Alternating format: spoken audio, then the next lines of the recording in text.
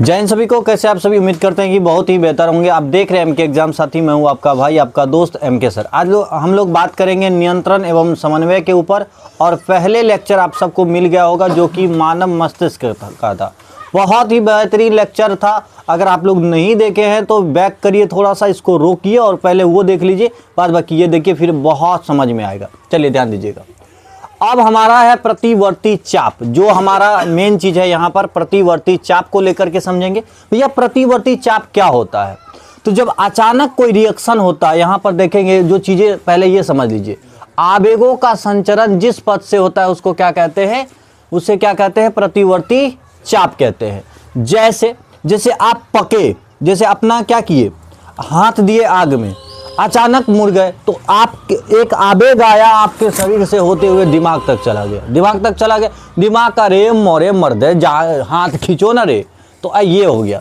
तो जिस पथ से होकर के जाता है उसे क्या, पथ को क्या कहते हैं? प्रतिवर्ती चाप। जो क्रिया होती है उसे प्रतिक्रिया कहते हैं। अचानक जो क्रियाएं होती है उसे प्रतिक्रिया कहते हैं। तो दोनों में अंतर समझिएगा। ये देखिए यहाँ पर इनके पार्ट अलग अलग है।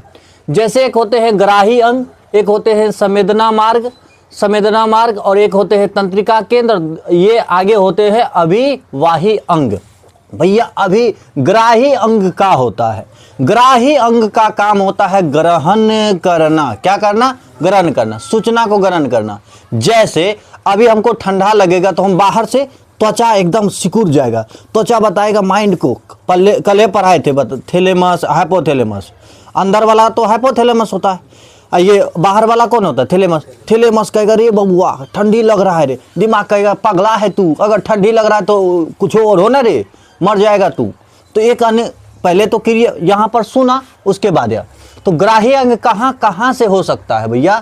त्वचा। क्या कहोगे? त्वचा।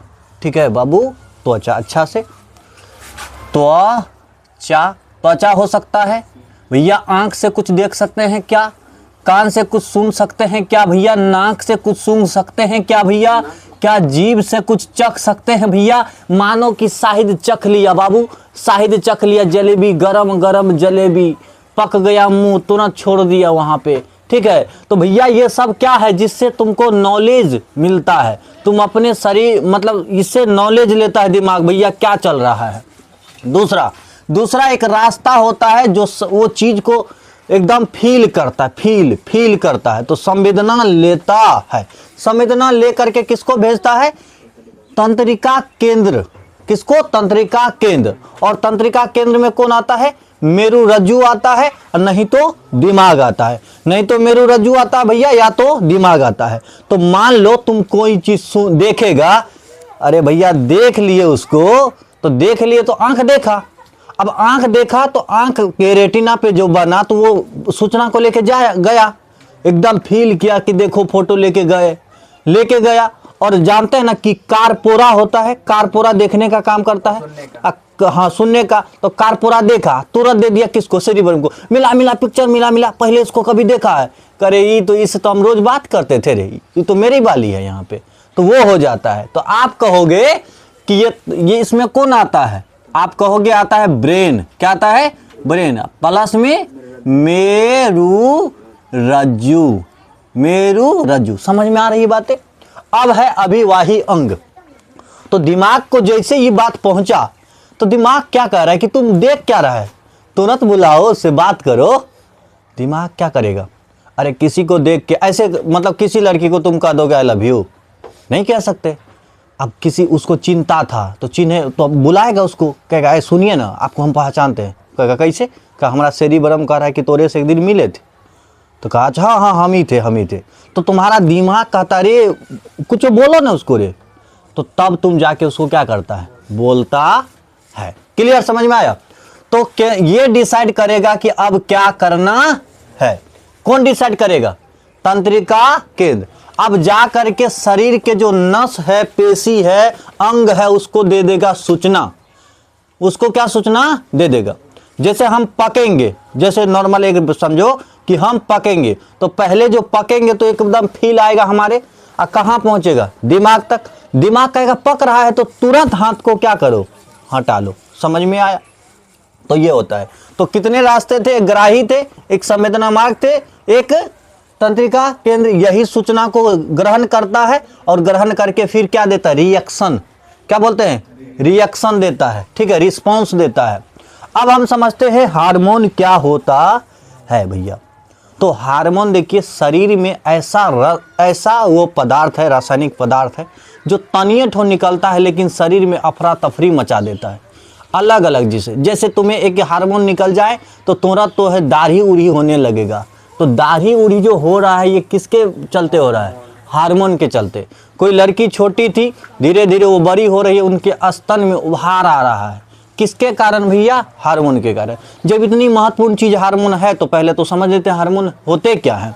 तो इसके बारे में लिखना है। वे रासायनिक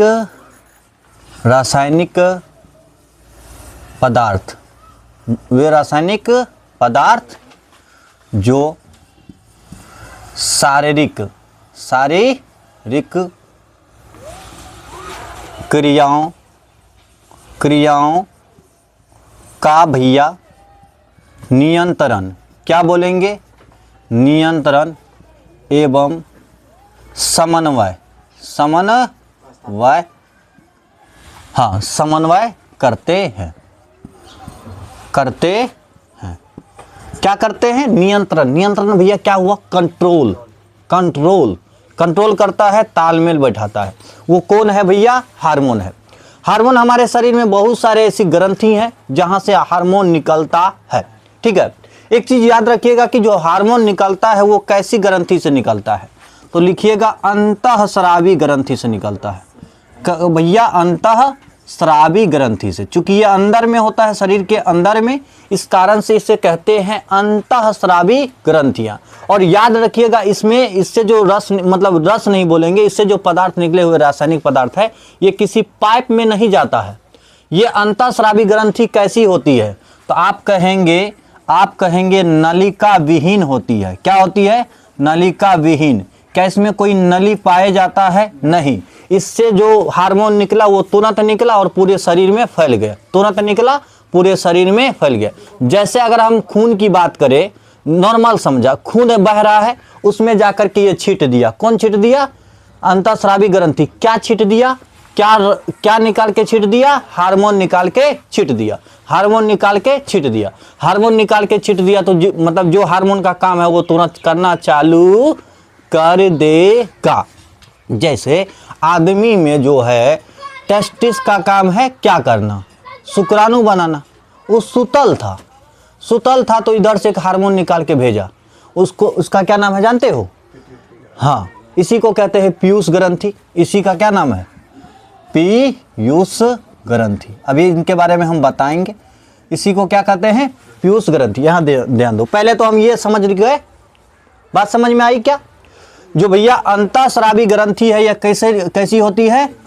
नलिका विहीन। क्या इसमें नली पाए जाते हैं? खुला होता है या बंद होता है? खुला, एकदम बिखेर दिया। बातें समझ में आई? अगर हम अब बात करें कि हमारे शरीर में अलग अलग अंतःस्रावी ग्रंथियां हैं जिससे बहुत सारे पदार्थ निकलते हैं, उसी में एक हमारा क्या है? पिट्यूटरी ग्रंथि। क्या बोलिएगा? पिट्यूटरी। हाँ, चलिए यहाँ देखिए, इसी को कहते हैं पीयूष ग्रंथि। इसी का नाम है मास्टर ग्रंथि। इसी का क्या नाम भैया? मास्टर ग्रंथि। सबसे पहले तो पता कर लेते हैं कि जो ग्रंथियां होती है ये होता कहाँ है। तो जो हमारे कपाल है, खोपड़ी देख रहे हैं, इसके अंदर में होता है। तो आप कहेंगे कपाल के अंदर स्थित होता है। क्या बोलेंगे? कपाल के अंदर भैया, अंदर स्थित होते हैं। कहाँ स्थित होते हैं? कपाल के अंदर स्थित होते हैं। कोई दिक्कत? इससे निकलने वाला जो हार्मोन है वो एक वृद्धि हार्मोन है। वृद्धि हार्मोन किससे निकलता है? अगर प्रश्न पूछा जाए तो वृद्धि हार्मोन कहाँ से निकलता है भैया? पीयूष ग्रंथि से निकलता है। वृद्धि हार्मोन निकलता है। अगर हम बात करें कि अगर ज़्यादा निकल गया तो आप में लंबाई ज़्यादा हो जाएगा। कुछ आदमी को देखिएगा कि जितना लंबा होना नहीं था उससे ज़्यादा लंबा हो गया, तो कहते हैं वो तार का गाछ हो गया। कुछ आदमी जितना भुटवा होना नहीं था उससे ज़्यादा हो गया, तुमको कतई नहीं कर रहा है, वो ज़्यादा भुटवा हो गया। तो ये भुटवा होना या बड़का लंबा होना ये कौन हार्मोन पे है? पीयूष ग्रंथि से निकला हुआ हार्मोन पे है। आप कहोगे अगर ये अधिक मात्रा में निकल जाए तो आदमी क्या हो जाएगा? लंबा। क्या हो जाएगा? लंबा, बहुत लंबा। अगर कम मात्रा में निकल जाए तो क्या कहोगे? क्या कहोगे? छोटा मत कहो, उसके लिए एक प्रतिष्ठित शब्द है, बौना। बौना द गैंगस्टर आजकल चल रहा है तो इनका क्या है? बौना। क्या हो जाता है वो आदमी? बौना। ये मजाक की बात नहीं कर रहे हैं, उस शरीर में खान पान के कारण ऐसा हो जाता है तो हो जाता है। तो जो आदमी, जिस आदमी में वृद्धि हार्मोन ज़्यादा निकलेगा वो क्या हो जाएगा? लंबा। सामान्य निकलेगा तो सामान्य रहेगा मेरी तरफ, ज़्यादा ना लंबा ज़्यादा ना छोटा, एकदम ठीक ठाक। ज़्यादा हो जाएगा तो तार का गाछ हो जाएगा, और कम रहेगा तो बौना हो जाएगा। समझ में आ रहा है क्या? इससे क्या निकलते हैं? इससे एक और हार्मोन निकलता है जो कि शुक्राणु बनाने के लिए कहता है तुम तैयार रहो। ठीक है, किसको कहता है? किसको कहता है? जरा यहाँ पर आपको बता दे, हाँ यहीं बता देते थोड़ा सा। चलिए इसको साफ करके पहले बता दे रहे हैं, चलिए ध्यान दीजिएगा। आगे जो ये पिट्यूटरी, ये क्या बोलेंगे? पिट्यूटरी ग्रंथि बोलेंगे, पीयूष ग्रंथि बोलेंगे। यहाँ पर ध्यान दीजिएगा। आगे ये क्या करता है? नर में इससे निकले हुए हार्मोन, ऐसे लिखिएगा, किससे निकले हुए हार्मोन? पीयूष ग्रंथि से। इससे निकलने वाला हार्मोन, निकलने वाला कौन चीज भैया? हार्मोन क्या क्या करा सकता है? तो ऐसे याद रखिएगा, नर में शुक्राणु बनेगा। शुक्राणु बनेगा कि नहीं? शुक्राणु बनने की क्रिया पर क्या करेगा भैया? कंट्रोल समझते हो? हिंदी में उसको नियंत्रण पढ़ते हैं। क्या समझ पाए होगे? इससे निकला हुआ हार्मोन बताएगा विरिसन को कि भैया तू जवान हो रहा है और तुम्हारे शुक्राणु बन नहीं रहे हैं। कहेगा नहीं चचा बनाएंगे, अभी वेट करिए, वेट। ठीक है, तो यही इसको क्या करता है? कंट्रोल करता है। मादा में जो है, मादा में जो अंडाणु बनेगा, मादा में क्या बनेगा? अंडाणु।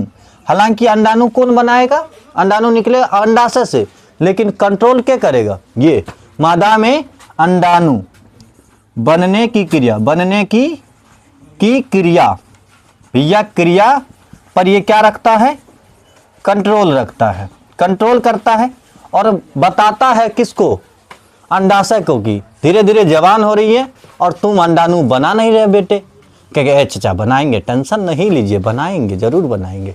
ठीक है, आगे क्या करता है? मादा में स्तनों, क्या बोलिएगा? स्तनों से दुग्ध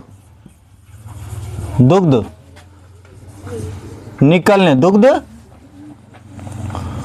उत्पादन, ऐसे उत्पादन, ऐसे लिखिए, उत्पादन पर कंट्रोल, पर भैया क्या करता है? कंट्रोल, ऐसे लिख देते हैं, कंट्रोल। क्या करता है? कंट्रोल करता है। समझिए, अब जब बच्चे पैदा हो रहे होते हैं, ठीक है, हालांकि दूध बनाना क्या है? स्तन पे अलग तरह का हार्मोन निकलता है। भैया सुनिए, हार्मोन जब निकलेगा, अब ऐसे में हंस रहे हो, सुनो ध्यान देना। अब मादा में क्या बनता है? दूध बनना चाहिए ताकि उसके बच्चे पिए। तो कोई महिला गर्भवती रहेंगी तो अब उसके शरीर में क्या बन जाना चाहिए? दूध बन जाना चाहिए, मतलब ताकि उनके बच्चे क्या पिए? दूध पी सके। तो यही कहता है बबुआ, दूध कैन होता है। ठीक है, तो ये जो हार्मोन है कौन, किससे निकलने वाला? पीयूष ग्रंथि से निकलने वाला हार्मोन जो है कहता है जाकर के दूध बनाओ। किसको? स्तन के पास जाके के जो ग्रंथि है, दुग्ध ग्रंथि, उसको जाके कहता है कि अब बचवा काहे ल रोता है, दूध बनाओ। ठीक है, तो ये दूध बनाने के लिए कहता है। किनको कहता है? स्तन के पास जो ग्रंथि है, कहता ना तो बचवा रोवे लगी। हाँ, समझ में आया? अच्छा, इतना मस्त चीज है तो बताओ इस ग्रंथि को मास्टर ग्रंथि क्यों न कहे? नहीं कहेंगे। ये वही ग्रंथि है, देखो सबसे काम करवा रहा है, सब ग्रंथि से क्या करवा रहा है, काम। इसलिए इस ग्रंथि को क्या कहते हैं, तो मास्टर ग्रंथि। तो एक नोट लिखना, चूंकि क्या लिखेंगे, चूंकि कौन ग्रंथि बाबू, पिट्यूटरी ग्रंथि, ग्रंथि क्या लिखिएगा, ग्रंथि, कोई दिक्कत भैया, ग्रंथि। अन्य ग्रंथि क्या बोलेंगे, अन्य ग्रंथियों पर क्या करता है, नियंत्रण, नियंत्रण करता, करती है लिखिएगा, करती है।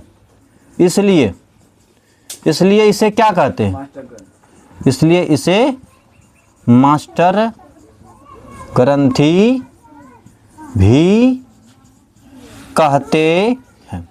तो सबका जो ओरिजिनल है वो कौन है, मास्टर ग्रंथि ही ऑर्डर देगा, तुम ये बनाओ, वो बनाओ, वो बनाओ, वो बनाओ। इसलिए इनको क्या कहते हैं, मास्टर ग्रंथि कहते हैं। चलिए नोट करिए, चलिए ध्यान दीजिए। अब हम लोग देखेंगे कौन सी ग्रंथि, थायराइड ग्रंथि। कौन सी ग्रंथि देखेंगे, थायराइड ग्रंथि। तो ध्यान दीजिएगा, ये आपके गला के पास होता है, याद रखिएगा, गला के पास होता है। गला के पास आपको पता है कि क्या होता है भैया, ये ट्रेकिया, और ट्रेकिया के पास ही होता है। देखिएगा जब किसी बुढ़िया सबको देखिएगा ये बाढ़ जाता है, वो भी बताएंगे क्यों बाढ़ जाता है, किसकी कमी के कारण बाढ़ जाता है। तो सबसे पहले तो ये याद रखिएगा। दूसरी बात याद रखिएगा भैया, इससे थायराइड से क्या याद रखिएगा कि गला के पास होता है, ट्रेकिया के, गला के पास ट्रेकिया के नजदीक, ट्रेकिया ऐसे लिखिएगा, ट्रेकिया, ट्रेकिया गला में लिखिएगा, ऐसे गला में, ट्रेकिया के, गला में लिखिएगा, ट्रेकिया के पास, ट्रेकिया के पास, ठीक है।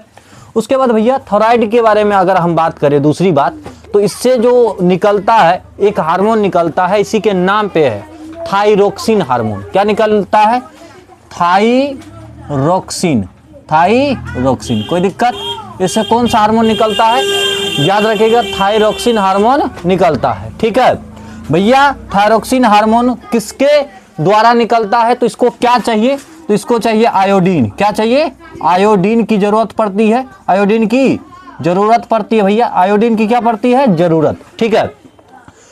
किसकी पड़ती है, आयोडीन की जरूरत।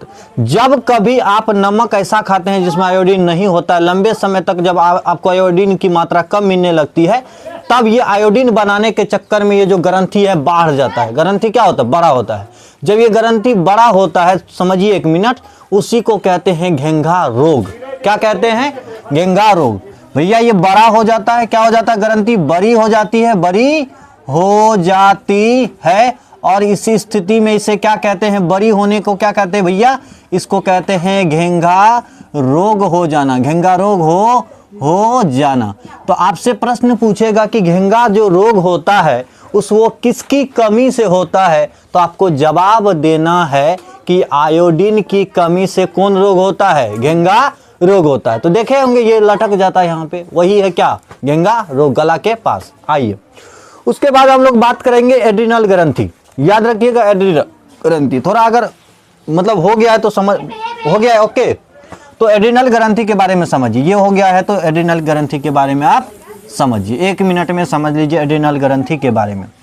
एड्रिनल जो ग्रंथि होती है वो किडनी में के ऊपर या नीचे होती है। किडनी होता है ना, किडनी सिम के बीच के ऊपर के ऊपर वाला जो होता है वो कार्टेक्स होता है। बताइए ऊपरी भाग में कौन रहता है, कार्टेक्स, और निचली भाग में कौन रहता है भैया, अंदर वाला भाग में मेडुला। ये ग्रंथि कहाँ पाई जाती है, आप कहेंगे किडनी के पास पाई जाती है, किडनी के पास पाई जाती है। ये ग्रंथि कहाँ पाई जाती है, किडनी के पास पाई जाती है। कोई दिक्कत, अच्छा भैया किडनी के पास पाई जाती है। इसमें 2 भाग होते हैं, एक हमारे होते हैं कॉर्टेक्स और एक होते हैं हमारे मेडुला। जो बाहर में रहेगा उसे क्या कहेंगे, कॉर्टेक्स, जो अंदर में रहेगा उसे क्या कहते हैं, मेडुला। कोई दिक्कत, आगे ये भैया कॉर्टेक्स से जो निकलता है हार्मोन वो बालों का प्रतिमान दिखाता है। बाल किसी के रेख आने लगते हैं, लड़का है तो उसको मूंछों का रेख आने लगता है, ठीक है। तो बालों को जो दिलाता है वो कौन है, कॉर्टेक्स दिलाता है।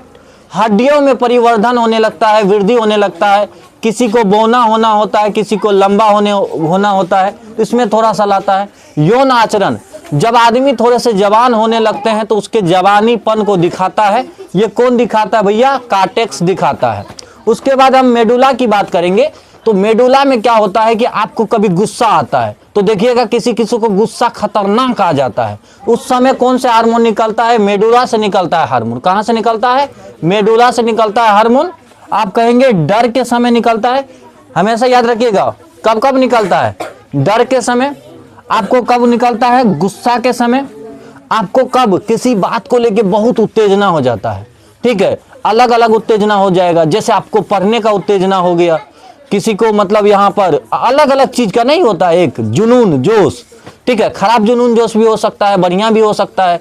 लोग कहते हैं कि जोश में होश खो देता है, तो वही दिक्कत हो जाएगा आपको, ठीक है। ये मतलब हार्मोन निकलेगा यहाँ पर। दूसरी बात यहाँ पर रक्तचाप को देखेंगे। रक्तचाप पे जो कंट्रोल पाता है वो कौन सा हार्मोन पाता है भैया? तो आप कहेंगे मेडुला से निकला हुआ हार्मोन रक्तचाप पे क्या पाता है? रक्तचाप पे क्या पाता है? रक्तचाप पे क्या पाता है भैया? रक्तचाप पे यहाँ पर कंट्रोल पाता है, ठीक है। समझ में आया क्या? आगे समझिए। अब हमारे पास एक ग्रंथि होती है अग्न्याशय। अग्न्याशय, अग्न्याशय से भी हार्मोन निकलता है। अग्न्याशय से जो हार्मोन निकलता है भैया उसका नाम है इंसुलिन। कौन से हार्मोन निकलता है? इंसुलिन। इंसुलिन क्या करता है? आपके जो खाते हैं, भोजन जो खाते हैं उसको पचाने का काम करता है। ये बहुत ही जरूरी होता है। और जब ये कम मात्रा में निकलने लगता है तब एक बीमारी होती है जिसका नाम है चीनी की बीमारी। चीनी की बीमारी, चीनी की बीमारी। क्या होता है भैया? चीनी की बीमारी। चीनी की बीमारी कब होती है? जब आपको इंसुलिन का क्या हो जाए? कमी हो जाए। तो कौन सी बीमारी हो जाती है? चीनी की बीमारी हो जाती है। उस समय लोग किसका सुई लगाता है? तो बोलिएगा इंसुलिन का क्या लगाना पड़ता है? सुई लगाना पड़ता है। डॉक्टर के पास जाना पड़ेगा और इंसुलिन का सुई लगाना पड़ेगा। चीनी की बीमारी को और नाम से बताइए, क्या जाना जाता है जो आपको जानने चाहिए? मधुमेह। क्या जाना जाता है? मधुमेह। इसी को कहते हैं डायबिटीज। इसी को क्या कहते हैं? डायबिटीज। जितने ज्यादा एज के हो जाते हैं सब कहेगा हमको डायबिटीज का शिकायत है, चाय में चीनी थोड़ा कम दीजिएगा। तो आपको डॉक्टर कहता है चीनी थोड़ा कम खाइए, इंसुलिन का सुइया लेते रहिए, नहीं तो कहना गलत जाइएगा, मर जाइएगा। समझ में आया? तो ये कहां से निकलता भैया? अग्न्याशय से। कहां से? अग्न्याशय से। आपको पता है ये किस तरह का ग्रंथि होता है? आपको मालूम होना चाहिए। पीला रंग का भैया ग्रंथि होता है। क्लियर? समझ में आया क्या? किस रंग का भैया ग्रंथि होता है? पीला रंग का ग्रंथि होता है। अब दो और समझेंगे। एक होता है भैया अंडाशय और एक होता है हमारा अंडाशय होता है और एक क्या होता है हमारा? वृषण। क्या होता है? वृषण। लड़कियों में क्या होता है भैया? लड़कियों में क्या होता है? आप कहेंगे अंडाशय होता है। इससे जो हार्मोन निकलता है लड़कियों में यौवनाव अवस्था, ठीक है, अवस्था, ठीक है, यौवनारंभ अवस्था। ऐसे रुकिए एक मिनट, नारंभ अवस्था, ठीक है। इस समय आपको लक्षण दिखने को मिलेगा। लड़की जवान हो गई तो उसमें क्या क्या होने चाहिए? अंडाणु का मतलब पक जाना चाहिए, शारीरिक परिवर्तन होने लगते हैं लड़कियों में। तो ये यहाँ से हार्मोन निकलता है। लड़का में एक विशेष प्रकार का हार्मोन निकलता है, उसको कहते हैं टेस्टोस्टेरोन। तो पूछा जाएगा कि लड़का के वृषण से निकलने वाला हार्मोन कौन होता है? क्या होता भैया? आप कहिएगा टेस्टोस्टेरोन निकलता है। क्या निकलता है? टेस्टोस्टेरोन निकलता है। यही उसमें एकदम लड़कापन का गुण दिखाने लगता है। जो लड़का वाला हार्मोन क्या करेगा? लड़का में शारीरिक परिवर्तन के दौरान दिखाएगा कि लड़का है, और लड़की वाला हार्मोन में क्या होगा कि लड़की के चीजों को उजागर करेगा कि ये धीरे धीरे माँ बनेगी, आगे चल के उसके सारे लक्षण को लाएंगे, दिखाएंगे। मतलब दिखाने का क्या मतलब? वो आगे क्या बताएंगे?